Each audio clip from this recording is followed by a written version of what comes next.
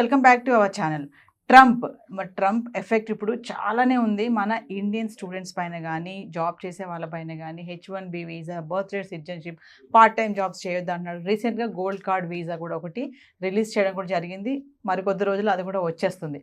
So Trump హవా ఎలా ఉంది, మరి ఇప్పుడు ఉన్నటువంటి పరిస్థితిలో అక్కడ ఉన్న వాళ్ళ పరిస్థితి ఏంటి, ఇక్కడి నుంచి వెళ్ళాలి అబ్రాడ్ ఎడ్యుకేషన్, అమెరికాలో వెళ్ళి సెటిల్ అవ్వాలి, అక్కడికి వెళ్ళి ఉద్యోగం చేయాలి అనుకునే వాళ్ళ పరిస్థితి ఏంటి, వాళ్ళు ఎలాంటి ప్రిపరేషన్తో ఉండాలి, వాళ్ళ ఫ్యూచర్ పరిస్థితి ఇదంతా ఏంటి అనే దానిపైన మాట్లాడడానికి ఈరోజు మనతో పాటు ఉన్నారు మేనేజ్మెంట్ కన్సల్టెంట్ సంపత్ సముద్రాల గారు. సార్తో మాట్లాడదాం.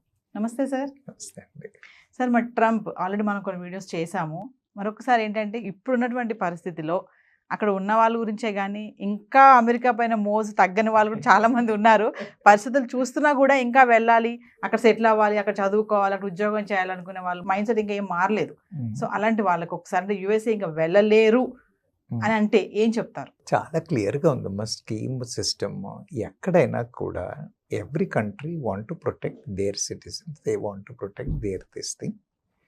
ట్రంప్ ఎప్పుడు కూడా మేక్ యుఎస్ గ్రేట్ అనే మాటలోనే ఉన్నాడు. He wants to take care of his people. అయితే దానికి ఏవేవైతే అవరోధాలు ఉన్నాయో వాటన్నిటిని రిస్ట్రిక్ట్ చేయాలి అనేది ఆయన ఇదే. అందుకని మన ఎంట్రీ ఇంటూ ద కంట్రీని రిస్ట్రిక్ట్ చేశాడు. అయితే ఆయన చాలా క్లియర్గా చెప్పాడు. తర్వాత చాలా డిస్కషన్స్లో మనం కూడా మాట్లాడాం. వేరే లాట్ ఆఫ్ అదర్ కవరేజెస్లో కూడా మీరు చూసినట్టయితే ఆయన he is not against skilled people coming into his country.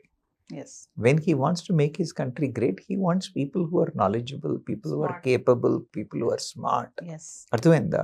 నేను చెప్పాను కదా, యుఎస్కి జనాలు మన పిల్లలు వెళ్తున్నారు అంటే మనం కంగారు పడాలి. We are having a brain drain. You understand my point. All qualified capable people are moving towards that country అన్న భయం. కాబట్టి వెళ్ళలేరా అని అంటే అర్హత ఉన్న వాళ్ళకి ఇంతకు ముందు ప్రాబ్లం లేదు, ఇప్పుడు కూడా ప్రాబ్లం లేదు. అర్హత ఉన్న పిల్లలకి ఏమి ఇష్యూస్ ఉండవు. మరి ఏంటి ఎక్కడ ఇష్యూస్ వస్తాయి అని అంటే మీడియోకర్ స్టూడెంట్స్ కూడా వెళ్ళి, మీడియోకర్ ఎంప్లాయీస్ కూడా వెళ్ళి, బికాజ్ ఇప్పుడు స్టడీస్ సంగతి పక్కన పెడితే everybody has a dream. Everybody has a dream. When everybody has a dream, అందరికీ కూడా ఏఎస్ అవ్వాలని ఉంటుంది, అందరికీ కూడా ఐపీఎస్ అవ్వాలని ఉంటుంది. లక్షల మంది ఎంట్రన్స్లు రాస్తారు, లక్షల మంది మెయిన్స్ రాస్తారు, తర్వాత మళ్ళీ చాలా వేల మంది ఇంటర్వ్యూ దాకా వెళ్తారు. They are not able to achieve it because it is a competition. అలాగే ఇక్కడ కూడా మీరు చూసినట్టయితే వాళ్ళు సంవత్సరానికి ఒక 85,000 H1B అన్న ఒక కోటా పెట్టుకున్నారు. అవునా? ఆ కోటాలో 65 రెగ్యులర్గాను, 20 ఏమో యుఎస్లో స్పెసిఫిక్ స్కిల్స్ పికప్ చేసిన వాళ్ళు, హయ్యర్ ఎడ్యుకేషన్ చేసిన వాళ్ళను 85,000 పెట్టుకున్నారు. That's a huge number, isn't it? ఆ నంబర్కి తగ్గట్టుగా కేపబిలిటీస్ ఉండి వెళ్ళే వాళ్ళకి వెళ్ళడం ఇబ్బంది లేదు. ఎవ్వరూ కంగారు పడాల్సిన అవసరం లేదు. ఆ విషయం మీరు నేను చెప్పాల్సిన పని లేదమ్మా. నేను నిజంగా చెప్తున్నాను కదా, యువతతో మనం మాట్లాడుతున్నప్పుడు వాళ్ళకి తెలుసు నేను కేపబుల్లా, నేను వెళ్ళగలనా, నాకు ఆపర్చునిటీ ఉందా లేదా అన్న విషయం యువతకి వాళ్ళకి తెలుసు. They are very clear about it. So మనం వాళ్ళకి చెప్పాల్సిన అవసరం లేదు. కానీ మీరు ఇప్పుడు ఈ సమస్య ఎందుకు అడిగారు? అందుకే మిమ్మల్ని అడిగాను నేను, మీ పిల్లల్ని పంపించదలుచుకున్నారా అని. This is mostly response to the parents. ఎవరికైతే వాళ్ళకి ఆ ఉద్దేశాలు ఉన్నాయో, పిల్లలు వెళ్ళాలి అని ఉన్నారు, it has become a social obligation అమ్మా. అలా సోషల్ ఆబ్లిగేషన్గా ఆలోచించి మా పిల్లలు యుఎస్ వెళ్ళారా అన్న ప్రెషర్ పెట్టి అలా పిల్లల్ని ఇబ్బంది పెట్టడం అనేది న్యాయం కాదు. విల్ బి పుట్టింగ్ దెమ్ అంటూ. There are lot of opportunities in India. There are lot of capability doors opening in India. దాని మీద ఎక్స్ప్లోర్ చెయ్యాలి. అందుకని వెళ్ళడం వీలవ్వదా అని అంటే ఖచ్చితంగా వీలవుతుంది. వాళ్ళు మార్చరమ్మా. నేను ముందు కూడా చెప్పాను, మనకంటే ఎక్కువ వాళ్ళకి మన పిల్లలు అవసరం. వాళ్ళు దోచుకుపోతున్నారు మన పిల్లల్ని. You understand my point? నేనైతే అదే చెప్తాను. నేను ఎడ్యుకేషన్ అంటే నేను వెళ్ళాల్సిన టైంలో బ్రెయిన్ డ్రైన్ అని పేపర్లో విపరీతంగా మనం ఇప్పుడు సిఈఓలుగా ఉన్నారు వాళ్ళందరూ వెళ్ళే రోజుల్లో Yeah, India was worried about the brain drain. Yes. You understand? ఇవాళకి కూడా అదే మన మంచి పిల్లలు ఎందుకు వెళ్ళాలి? They can do great things here. Ya, so that is one thing. ఎవరైతే వెళ్ళకపోతున్నారో why should we target only అదొక్కటే ప్రపంచం కాదు కదా. Yeah. అవునా కదా. ఇప్పుడు వాళ్ళ ఇబ్బందిగానే కెనడా రిస్ట్రిక్షన్స్ పెట్టింది. రెండు పక్క పక్కన ఉన్నాయి. కెనడాకి జనాలు కెనడా కోసం వెళ్ళలేదు, కెనడా నుంచి మళ్ళీ ఎలాగో America. యుఎస్లోకి ఎంట్రీ అవుదామా అన్న ఉద్దేశంతో వెళ్ళి. Yes.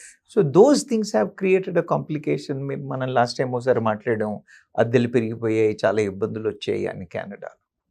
మరి అలా అయితే ఇంకా యూరోపియన్ మార్కెట్లో యూరోపియన్ కంట్రీస్ ఎన్ని లేవు where the opportunities are great, the probabilities are great. Australia ఉంది, న్యూజిలాండ్ ఉంది, జర్మనీ ఉంది. Yeah, Yes. there are so many opportunities for people. So I don't think they should be worried about. ఒకవేళ India కాదు మేము బయటకే వెళ్ళి చేయాలి అని అనుకుంటే యుఎస్ ఒక్కటే కాదు అలా అని చెప్పేసి యుఎస్కి వెళ్ళడానికి అవకాశాలు లేవు అనేవి లేదు. The only thing they should have that kind of a skill set. Yes. You need to be on the top. Yes. A creamy layer only can go. The mediocre layer cannot go. That is clear. Yes. ఆ తర్వాత ఏదో ఎడాపడా చేసి పోదామా అని వెళ్ళిన వాళ్ళందరినీ తరిమి కొట్టేస్తున్నారు కదా. ఎందుకు అతంట? You understand my point? So I don't suggest people who are not as a cream not to have that kind of ambition. అలాంటి ఆలోచనలు పెట్టుకోకుండా వాళ్ళకు ఒకవేళ బయటకు వెళ్ళాలి అని అంటే స్కిల్ సెట్ని కొంచెం ఇంప్రూవ్ చేసుకుని అదే అయితే జర్మనీ లాంటి కంట్రీకి వెళ్ళాలి ఏంటంటే లాంగ్వేజ్ నేర్చుకోవాల్సిన అవసరం Yes. ఉంటుంది. అవునా కదా. ఇంగ్లీష్ స్పీకింగ్ కంట్రీస్ కాకపోతే లాంగ్వేజ్ నేర్చుకోవాల్సి ఉంటుంది. But otherwise I don't think there is any issue about it. ఒకవేళ వెళ్ళాలి అని అనుకుంటే చెప్తున్నాం కదా, పికప్ గ్రేట్ స్కిల్స్.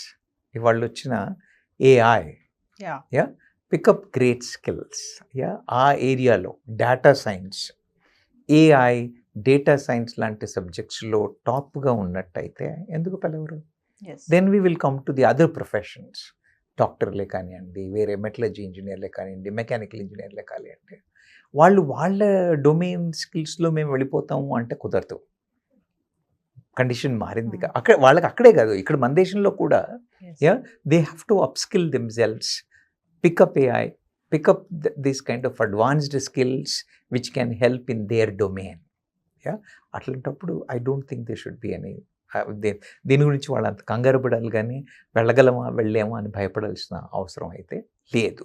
రిస్ట్రిక్షన్స్ ఉంటాయా? ఖచ్చితంగా ఉంటాయి. రిస్ట్రిక్షన్స్ ఖచ్చితంగా ఉంటాయి. పోగలిగేవాడు ఎవడో ఆపలేడు. They will be able to go. వాళ్ళు రేపు ఆపేస్తారా అని అంటే నేను చెప్తున్నాను కదా, ఎన్ని డిస్కషన్లు అయినా కూడా, ఫర్ ఎగ్జాంపుల్ బర్త్ రైట్ మీద he has made a statement. ఏమైంది? It is still in the courts. You understand my point? It is still. So ఏమంటానంటే పొలిటికల్గా కొన్ని సిచ్యువేషన్స్ అవుతాయేమో, అన్నీ సక్సెస్ కావచ్చు.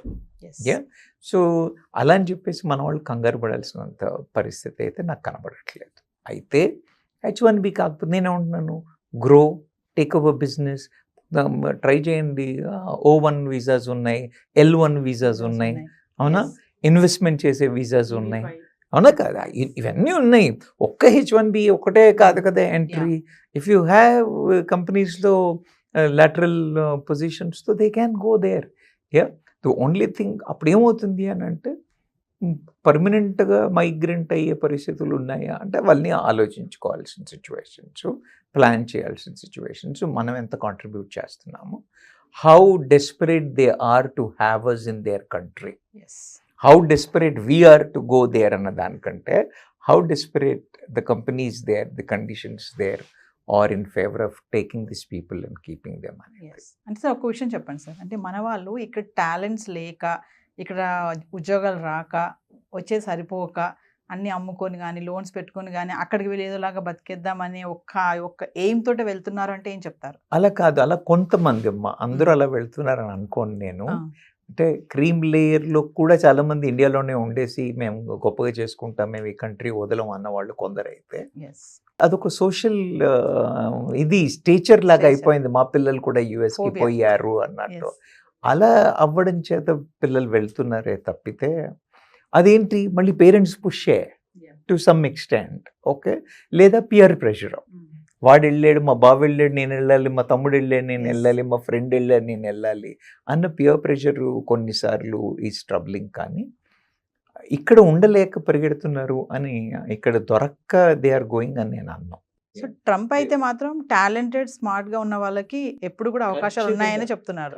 ట్రంపే కాదమ్మా, వాళ్ళకి అవసరం, అవసరం, వాళ్ళకి అవసరం. నాలెడ్జ్ ఉన్న పిల్లలు, కాంట్రిబ్యూట్ చేసే యువత వాళ్ళకి అవసరం. They will always welcome them. కనీసం డికేడ్ 2 decades అన్నా I think they will welcome. ఆ తర్వాత రోజులు ఎలా ఉంటాయో తెలియదు, కానీ ఇంకో 10-15 ఏళ్ళు 25 ఏళ్ళ వరకు I don't think there will be any issue. Thank you sir. Thank you.